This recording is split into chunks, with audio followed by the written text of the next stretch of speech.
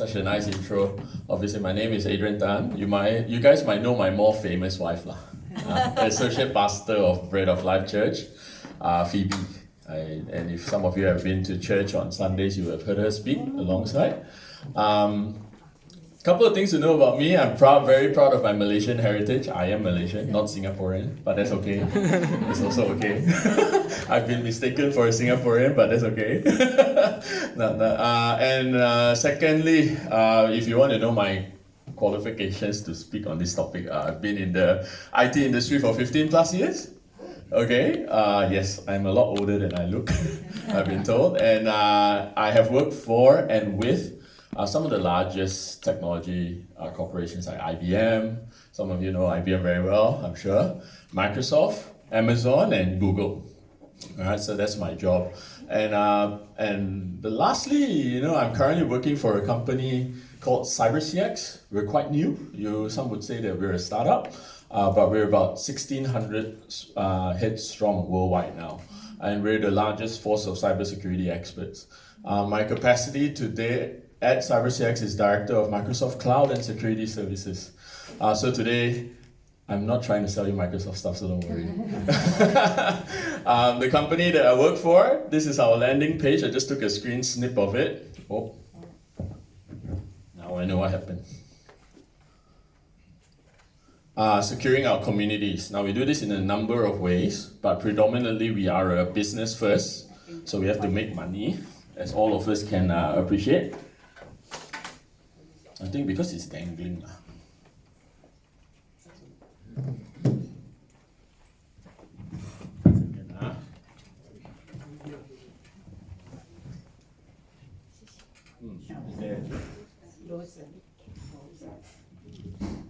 Should be okay. You hold this one second.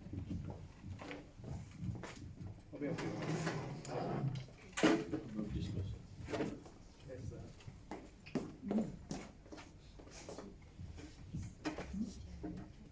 Okay, don't move it. Don't move. It's all about connection. Connection is good. Got wire means you cannot get hacked.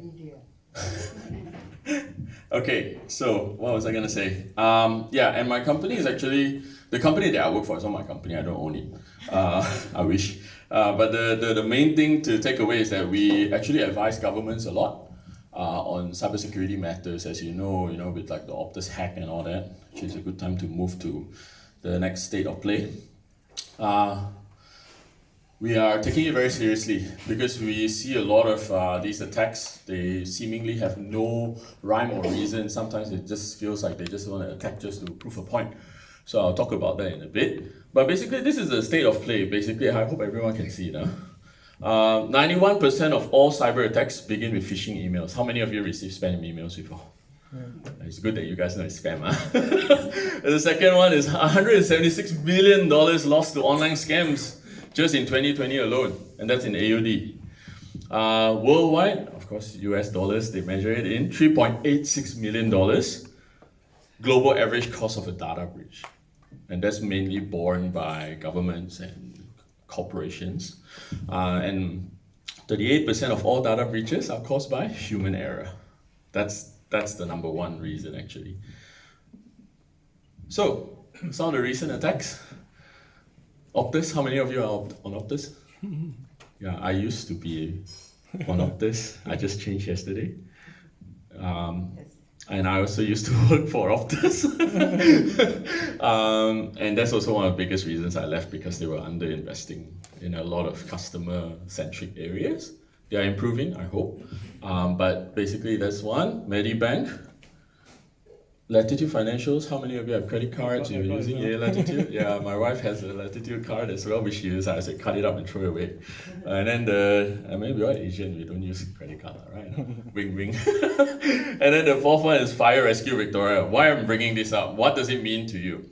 If any of you have memberships or an account with this, these attacks usually mean that there's an uprise in the scams you will receive, because they got your email, they got your mobile number and all that. You suddenly become the target. They're not after you. They're just after your money. Money and your identity. Why? Because it always comes down to these three things. All right? What do they want? They want to weaken our country's defenses.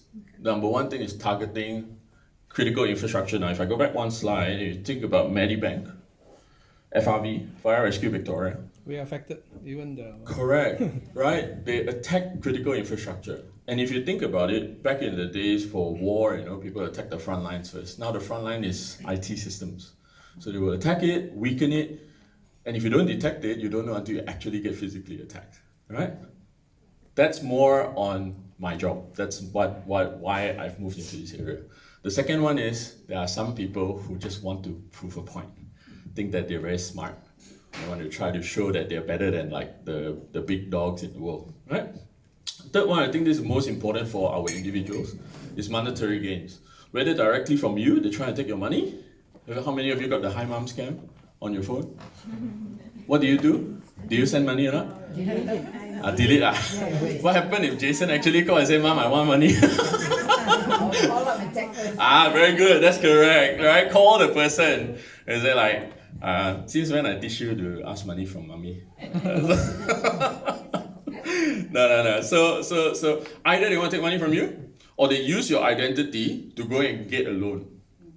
Did you think about that? So I will go through a couple of scenarios, and I'll bring it back home a bit. Here are some practical steps. We talk about scam this, so we also use scam to fight them. Okay? SCAM. How many people? Can everyone say SCAM? SCAM. And scam. Alright, scam. Sender, content, action, and manage. Alright.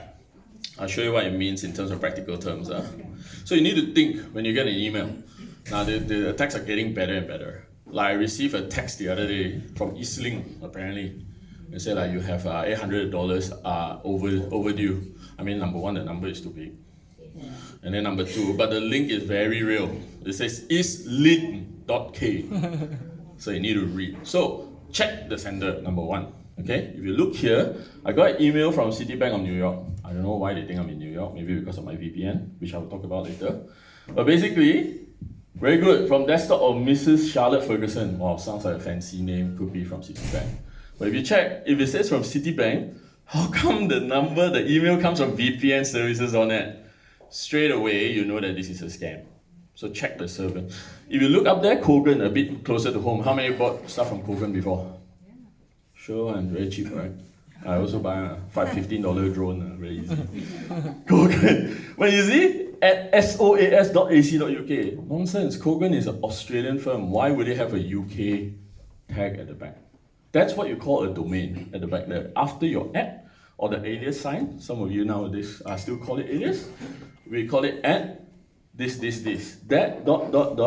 or if you can see, that is the domain. All right? And if you are based in Australia, it says .au at the last bit. Or .com if it's a global company. Okay? So you should be thinking, this doesn't make sense. It's from Citibank, but our address is vbnservices.net. Okay, never mind. Maybe it's a holdings company, you think. So what do? You move next, you check the content. So this is how it comes up. The red flag is poor spelling or something. Why usually poor spelling? Because it's usually like developing countries who don't have English as their first language. They try to impersonate. Now with the advent of AI bots, English can be very smooth. But it sounds like robot talking, so I'll show you how. So you talk, wow, very good. Wow, want to give me money some more, fantastic. Go through it, then suddenly it became robot already. With this exclusive vid, what is vid? I don't understand, even though my English is not that good, so I also know that doesn't mean something. And it comes here, transaction number. Why would a person be putting like their password and all that? All of a sudden you know something is wrong. Supposedly this fancy lady called Mrs. Charlotte Ferguson from New York is asking me for that. So you don't feel right. The other thing you need to check is they will always ask you to do things quickly. A sense of urgency. You are instantly qualified to receive and confirm your payment with us within the next 96 hours. The moment you see those type of things, just shut it down. At this point, you should be shutting it down. But if let's say you're tempted, check the action that they're asking for. This is where we call the call to action. It's an action for us to do something so that you get something from us. This one. Very innocent, right? Bank name, bank address, account name. When I want you to pay money to me, I ask you to give me your name, account, and all that. Then I can pay to you or you pay to me. If they are paying to us, they will ask for these things. But look up here. They're asking for your phone number. They're also asking for your profession, your age, and your marital status. That is what we call PII, personally identifiable information. It makes you who you are, right? Whether you're married or not, where's your phone number, how can they get to you, and all that kind of stuff. And then the most important one is point 5. Most of you would have been affected by the Optus hack. Is your identification, your driver's license, your proof of identity. Out of all of these things, they don't really care. It's really this one only. Because when they apply for a loan, what's the first thing the bank asks you? Proof of identity, right? So if you give this one, you can prove it's you, they approve. Then your credit rating get hit, but they take the money. So this is very, very, very, very important. They will hide a lot of stuff in there, make it look like it's real. There's only 1 or 2 things that they want. So this is, everybody say, action. They want an action from you, now it's time for you to take action. So what do you do next? I guess this is the most important thing. All of you got smartphone? So yeah, got smartphone, right? Your smartphone is very good, especially if you are using a Google phone or an Apple phone, which is usually the most. If you're using Samsung, Oppo, Huawei, whatever, they are using Google inside, okay? They will always have this function called report spam. The phones are getting very, very smart. They also use AI to combat these type of things. So what you do is, if you don't know the number, just report spam first. If it's a real person, they will find another way to go and reach you. If it's somebody you know, always trust that. Because I know my kids, if I'm in the toilet, they'll find a way to open the door and come in. So the other one, that if you're online and you get an email and it's things that you're not sure, when you're not sure, just report it anyway. It's fine. You're not losing anything. All right? Report a scam. This is the Australian Competition and Consumer ACCC Commission. They're here to help all of us. And these bodies, these what we call watchdogs, they maintain a database. This database is shared between all corporations, okay, to help protect consumers like this, right? So, what do we do when? Yeah. Can they copy those type of Logo, everything. Yeah. logo? Yeah. Because They can. like when you go immigration, they also can. Yeah, correct. But the most important thing when you check those type of things is, you know, they will never, these government bodies, they will never ask you for your personal information. They will never ask you, right? If you want to and you're not sure, actually go to the website. Don't click the link that they send you. Go back there, do a Google search, accc.com.au or .gov.au, and then you will see the right website. You can see straight away it's very different. I have a couple of other different scams that I can show you all later, but just to recap, so what do you do when you get something suspicious? Check the sender. And then after you're not sure still, check the content. And then you will usually have sense of urgency, sense of, it's like a robot writing something, you know, or somebody who doesn't speak English, they will be trying to do that stuff. The third one is, check what action they want you to take. If it's a bank and they're contacting you, usually it's just to save the bank money, not to give you money. Bank is the biggest mafia, right? You all know this. Always want to take money from us, so why would they give you money, right? So just be aware of that and then manage it. You can either just ignore it, which helps you but doesn't help anyone. Reporting it helps. Why? Because, and this might sound like a bit of an advertisement because I work in the corporate sector. But because I work in the corporate sector, I know how many billions and trillions of dollars these people are spending on protecting their services. And by proxy, protecting us. Don't get it wrong, they are not protecting us, they are protecting themselves. But that's what you should take comfort in. If they spend enough money and care enough about themselves, and we are the one paying to use their services, you can guarantee that part of that service is to protect us as well. Okay? So I personally, I use a lot of Google, a lot of Amazon. And whenever I make a transaction through their websites and all that, I am sure that they are doing the right thing. Okay? But remember, it's not a matter of if, but when. Okay? No organization, no individual is safe from scamming. So if you do get scammed, don't feel bad. It's not that you're dumb or anything like that. It's just normal, right? Depending whether you You know, just feeling a bit sad that day, and then you think like, oh, maybe I want to win $100 and just open an email. I've been there.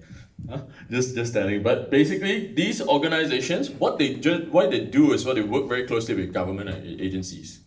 So remember I mentioned the report spam button, right? Report spam button, getting the reports there. This database is sold back to corporations by the government or shared with the government. They are compelled by law to share this information.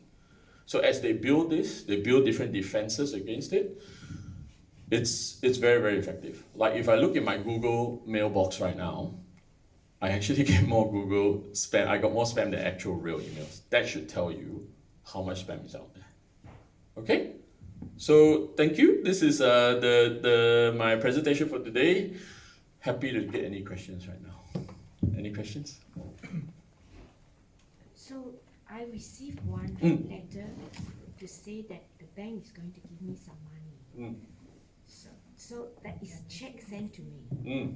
So I never have it ever before. Is that a true one or bad? No, the bank will never give you money. You actually receive a check. I received A check is However, if you do that, there's nothing, if it's a physical, okay, so now we are going back to what I call the Stone Age. If anything you can touch and feel is real, and you can go into a bank, go ahead and do it. Verify with the bank if this is a real one. Don't simply go and cash it. Usually there will be different steps that they'll want you to meet me I can't go to my branch today. Maybe at the coffee shop. Which teller? No teller or bank teller or professional will ever meet their customers individually. The exception is the mortgage broker, but you already know you are engaging a mortgage broker. No mortgage broker will come and engage you directly. So the most important thing is to just keep thinking about this. What would a normal transaction look like? That's the most important thing. If it's usually too good to be true, it usually is too good to be true. All right? So the number one thing in this world, I think most of us are fairly affluent here. Our biggest concern is inconvenience, right? Getting our information out there and all that. But for people in Malaysia and all that, right, they lose like all their savings and stuff like that, right? Because they're so desperate, right? Helping children, helping mom and dad and stuff like that, it happens all the time. So, any further questions? Anyone?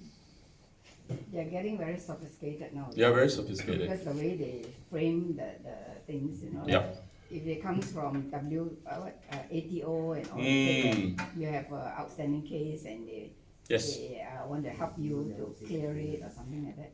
Correct. So Sometimes innocently you are scared, then you go into it, and that's right. once you go into it, does it mean that they get your identity or something? So when they use the ATO and stuff, if you think about what ATO, when would ATO reach out to you? It's when they say you owe them money, right? So usually they're asking you to pay money. That's why scammers have cottoned on to the fact that if you use big, large government loan shark, call it loan shark, like ATO always want to take your money, they will make sure that they scare you first and then make sure you pay. Because if it's usually government saying that you owe $4,000, straight away you pay, right? You don't want to be on their bad books, right? But always check the link. Like I said, same thing. What is the number one? Check the sender, okay? And see the content of it. And the action is, so the thing with governments is they will never put a sense of urgency to you like 96 hours, 48 hours and stuff like that. They will tell you by when you need to settle it. All right? They will never tell you need to do this in 8 hours, otherwise I'm going to call police. Nonsense. Won't happen. Why would they go after little old me and you when they got like the likes of those big corporations who don't pay tax? All right? So that kind of mindset you need to have. And if that happens, and now they're getting, the other thing that is getting more and more, have you guys got a call before where you say hello, hello, hello, and then nobody say anything back, right? And then suddenly it just turn off. They're trying to sample your voice. They're trying to sample your voice. So that when they construct your voice, they can impersonate you when they are calling somebody. So when you pick up a call from an unknown number, stay quiet first. Don't say anything. And they will say, hello? Is this Mrs. So-and-so? And then you just say that. And so, how can I help you? You know, just do that. Yeah. I've been told when you answer phone like that, don't say yes. Mm. Is that right? Don't say Just yes. don't say yes. Yeah. Yeah, you're right. Correct. Sorry, Auntie. You're right. Yeah. Because sometimes they have Voice. they have the voice acknowledgement for stuff. Like yesterday, I had my Optus NBN went down. The person asked me to say what my name is and all that kind of stuff and all that. I just turned it off straight away. Right? But I know the number that I called was right. But you never know. Now they're getting so sophisticated, like you said, they can intercept a phone line and impersonate Optus, for example. So Adrian, Yes. what happens if it's an automated call and before it came on and we already said hello, what happens then? Well, if it says hello, it's not a problem. I mean, usually, so you also have to understand that the technology behind voice sampling and all that is extremely expensive. So not many organizations will be using it. They're all storing this. I think a lot of us, won't see a lot of the scammers won't see the benefits of this type of stuff. So unfortunately, it's one of those frontiers that's currently underdeveloped at the moment, the defense. They So I don't had have a one lot of this morning on my way. Yes. And it says the automated one something about Amazon. Yes. But I know I don't because I don't do online. Correct. So they'll try their luck. I just hung up. So just hang up. And if they are desperate enough, and if it's a real person, like I said, they will always find alternate means to find you. If it's Amazon, let's say like myself, weekly I shop on Amazon. Yeah, I don't even hear from them. Sometimes like my credit card bounced or whatever, or my debit card ran out of money, they don't even bother to chase me for it. They just say that the order didn't go through when you log in. It's always you reaching out to them, never them reaching out to you. Just remember that. Yes? I've been advised, like I told you just now, don't say yes. But why? Don't say yes, because like sometimes they have this machine at the back there that's running, asking you for your acknowledgement or something, but they don't play it back to you. They're waiting for you to say yes. But that's a very rare scenario. And to what end? I mean, even if you said yes, they had to identify you first. They had to verify who you are. For example, the scariest thing is, do you accept this loan, for example? Right? And then they are playing that message and they say yes.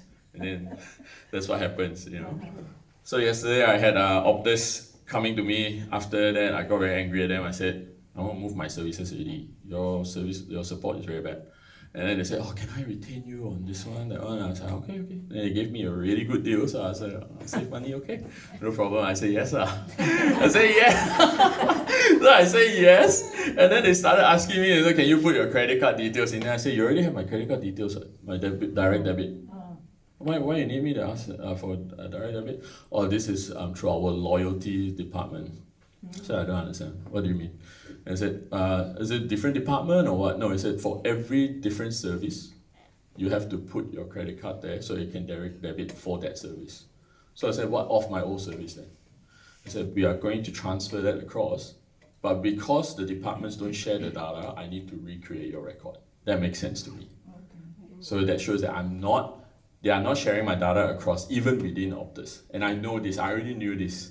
Like, financial department, HR department, sales departments in a company cannot share data between one another. That's a breach of your personal information.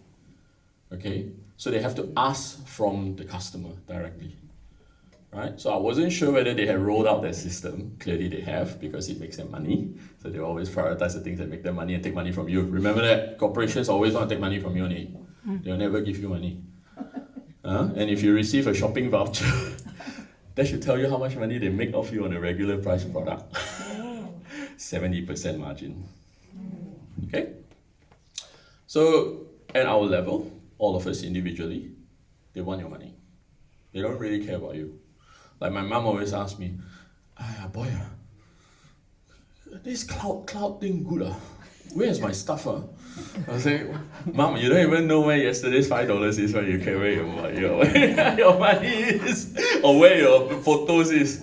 And I said to her, Mom, you know how much money they spend just for little old you, and you only pay $1 for the subscription. And then she was like, so I don't need to worry. I said, what kind of photo you taking with Dad? Joking. And the main thing is that she's just worried, and it's true. back in the day, and when I say back in the day, it was only like maybe 3 to 5 years ago, cloud services were not as secure as they are today. But they are definitely better now. And can I demystify something? When they say cloud, do you believe it's in the cloud that you see physically? It's the worst term for technology ever, I would say that. It's basically in a data center somewhere, right? It could be next door. A very nondescript building, that's usually a data center. Why is it nondescript? Because if you label everyone here, hey, I'm holding everyone's data here, come and attack me. So it's nondescript for a reason. They take this very, very seriously, and the government is regulating this very tightly. So have confidence, because pretty soon you will have no choice but to use cloud services for everything. So the main thing I want to add on top of the scam, how to detect it, is you can trust. The bigger the name, the likelihood of them having a bigger budget to protect themselves and you. But don't trust anything from China, not yet. It's true. It's a real problem. China, Russia, the old threat actors of before, they are real. They are cheap, and they are cheap for a reason. You are paying for it somewhere else. Okay, thank you very much. Any other questions? Sorry, last one. Any questions? Yes. What about if you have to send details, your bank details, because you're making a transfer or something to somebody? Yeah. So BSB. Name, BSB account.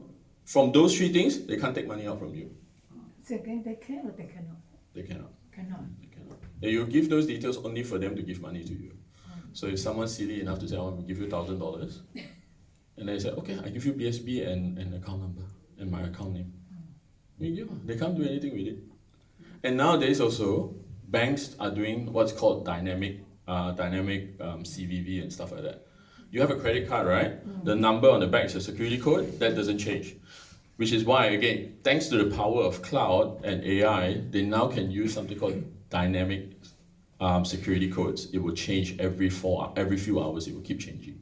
So that scammers can't get your, so what, even if they get your online details, it will keep changing, so it will keep running away from them. So these are the different things that's happening there, but at the end of the day, vigilance, your constant vigilance is your number one weapon against these types of stuff, your number one defense. Yes? Can you make a payment online? Especially if it's the first time you make the payment to the person. Individual. Can you call the bank almost within the day to reverse it if you really think it's a scam? So I'm not a financial expert. However, if that does happen, it would take about 6 weeks. So I recently placed a purchase with the good guys, and my credit card, don't know whether it went through first time. And then I tried again the second time, it got rejected. So I called the bank and I said, hey, this purchase, did it go through? He said, yeah, it went through. I said, oh, I don't think they received it. Can I reverse that? And they told me it takes 6 weeks to dispute. So unfortunately, the financial sector hasn't caught up, hasn't been as responsive to these threats, because I don't know, financial regulations in Australia is a bit older, a bit more, more traditional, let's just put it that way. They're not so digital in their banking states. There are a few very good banks now, but if you've got Combank or whoever and all that, the old big four banks, yeah, it's going to be difficult to get your money back, unfortunately. So must be very careful. I did buy something before online to an individual, maybe. Like Marketplace, Facebook Marketplace. Oh, okay. Like they say, it's like a business, but Yeah. I wasn't 100% sure it's the first time I'm using them. So after I sent the money, I was like, they didn't respond to me. So I started to feel a little bit. So I quickly called the bank and said, can you help me to reverse it? Because I'm not sure if they're legitimate. If the transaction if it's still in pending state, you can get it back. That's what I do know. However, if it's been approved and it's gone through, it usually means that the merchant is legitimate, because they do their own checks at the back end, right? However, if you're not sure, subscribe to services like Equifax or these credit checking companies. It's usually better. And usually this type of things, like the benefit of having, again, cloud services is that companies like these now can offer it as like a subscription. You pay like $20 a month, and then you do a check, and then if you don't like it, then you don't need it anymore, just cancel the service, right? It's usually better to invest in these things now, because like I said at the start, everyone's after our money, whether yourself or impersonating you to get a bigger loan. Right? So yes, if a transaction has gone through, so it will take about 6 to 8 weeks to reverse is what I do know, to dispute. But usually if the bank says like, Good Guys is like my case, Good Guys is a reputable merchant, the transaction they'll just pass through.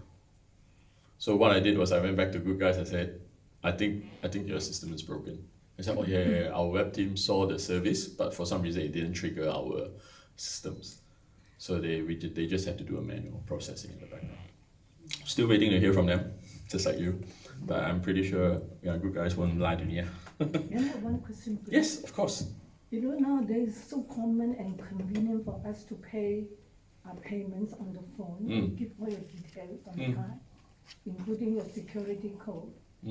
Sometimes I wonder to myself, is it safe or not to do that? When you say security code, what do you mean by security No, the code? bank card at the, you know. Your CCV or CVV? Yes. Yeah.